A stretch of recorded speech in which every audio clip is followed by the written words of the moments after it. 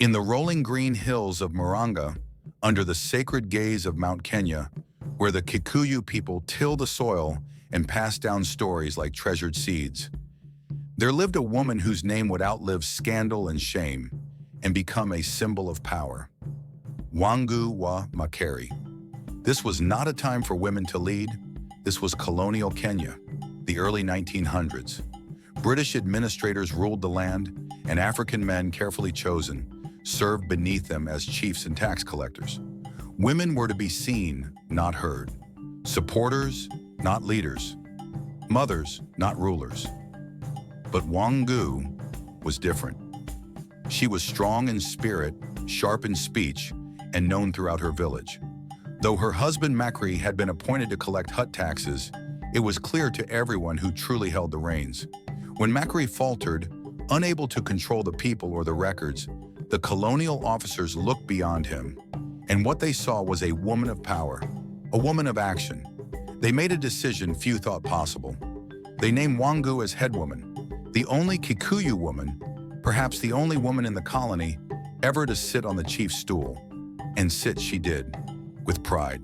She gathered taxes with ruthless precision. She settled disputes like a warrior judge. She ruled without apology. But the stool she sat on was not only made of wood, it was made of fire. Wangu gained enemies. Many men resented her strength. Elders whispered that the world was turning upside down, but she held her ground until one night that ground gave way beneath her feet. At a traditional warrior dance, a sacred ritual known as Kiririsho, Wangu made her final move. It was a ceremony for men where they danced naked, boldly in celebration of strength and courage. And Wangu, consumed by the rhythm and heat of the moment, joined them. Yes, she joined. She danced among the warriors. She removed her covering. She broke the final taboo. The people were stunned. Some laughed, some gasped, some turned away. By dawn, the story had spread. The elders called it disgrace. The colonial officers saw weakness. The community, divided, faced with shame and backlash. Wangu did not fight.